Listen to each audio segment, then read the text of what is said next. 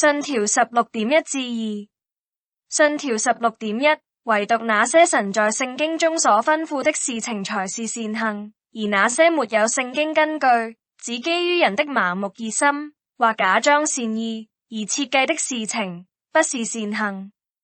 信條 16.2 信服神誡命而行的善行，就是又真又活的信心之果子和證據。信徒藉這些善行向神表示感激之情，鞏固他們的得救確據，教化他們的弟兄，以善行作為所宣認的福音之裝飾，堵住敵人的口，並榮耀神。他們原是他的工作，在基督耶穌裏造成的，為要叫他們行善，就有成聖的果子，那結局就是永生。簡介 16.1-16.2 節信條教導我們： 1. 善行的性質， 2. 善行的來源， 3. 真正善行只能根據神的誡命， 4. 真正善行只能源於內在的真悔改和信仰之根， 5. 善行的效果和用途是 A. 表達信徒的感激之情， B. 確認信仰， C. 教化他人， D. 表示信仰， E. 駁斥神的敵人，和 F. 榮耀神。 G. 善行是必要的。問題： 1. 通常被接受為善行的概念是什麼？ 2. 真正的善行有哪兩個要素？ 3. 為什麼一個非信徒從來沒有作過真正的善行？ 4. 一個非信徒能否作一個信徒所行的同樣事情？如果是這樣，為什麼當他這樣行，仍不算是一個善行？5. 為什麼非信徒甚至真誠地依良心之信念而行，仍是邪惡？6. 為什麼信徒有時無法做真正的善行？7. 一個教約的弟兄是什麼意思？8. 我們應否尋求以任何方式去誘導他作我們認為是正確的事情？9. 我們應該做些什麼來克服他的弱點？10. 為什麼讓軟弱弟兄來支配我們的行動是錯的？11. 有沒有基督徒能擺脫這個困難？12. 為什麼真理認識的增長是信徒剛強之要素？13. 在真信徒身上總是發現什麼？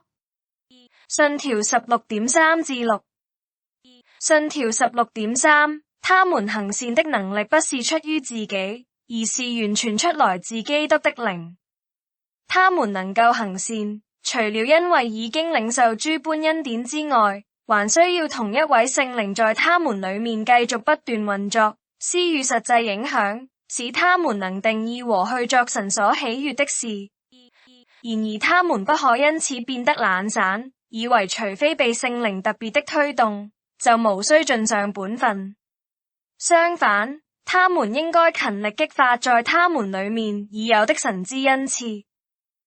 信條 16.4 有些人於今生在順服的事上，可能達到登峰造極的地步，他們仍遠離能立分外功勞甚遠。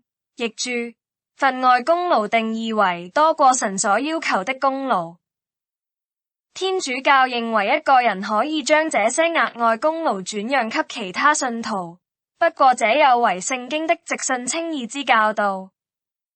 事實上，他們所作的也沒有超出神對他們的要求，反而大大虧欠當盡的本分。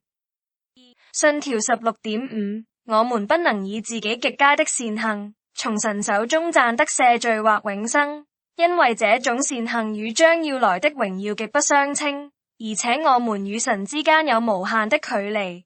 我們既不能藉這些善行使他受益，也不能補償我們過往的罪債。不過，當我們盡力而為，只是盡上本分而已，我們仍是無用的僕人。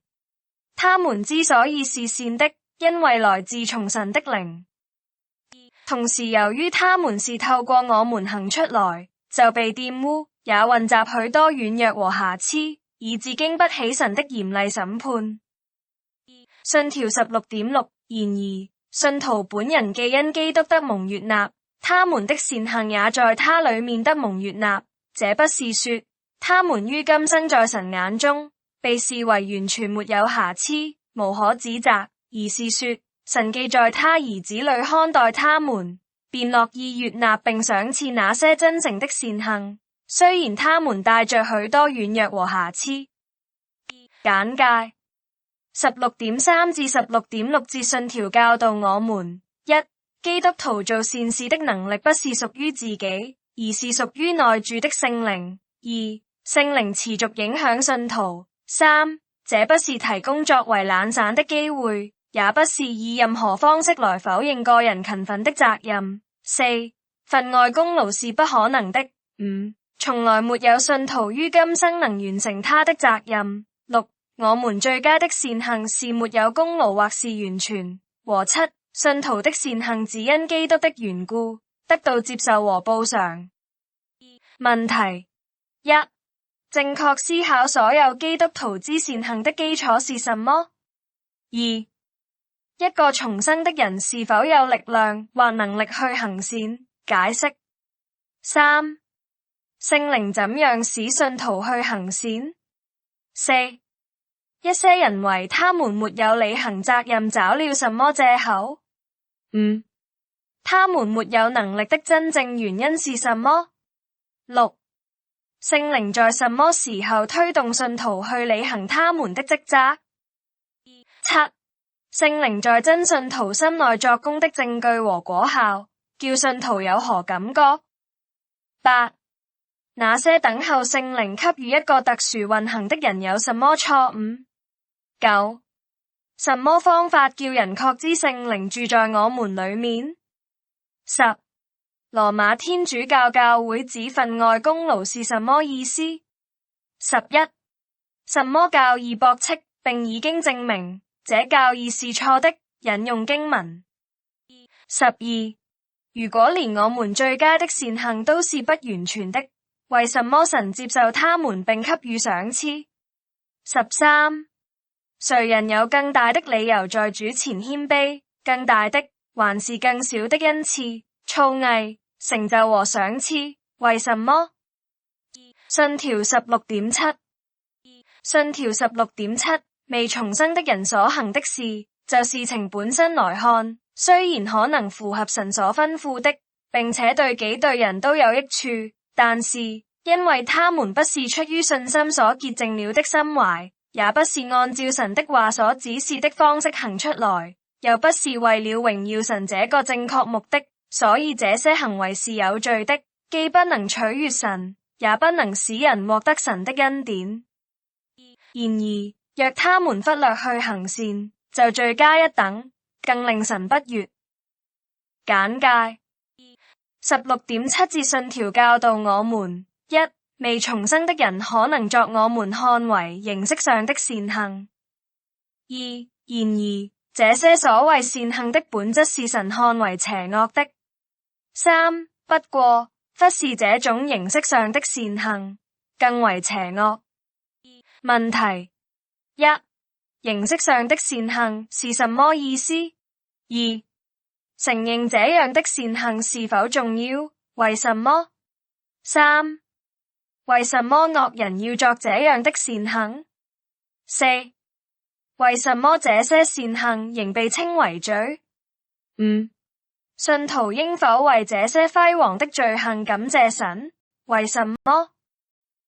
六、如果這些輝煌的行動只是罪行，為什麼罪犯沒有行這些將會是更壞？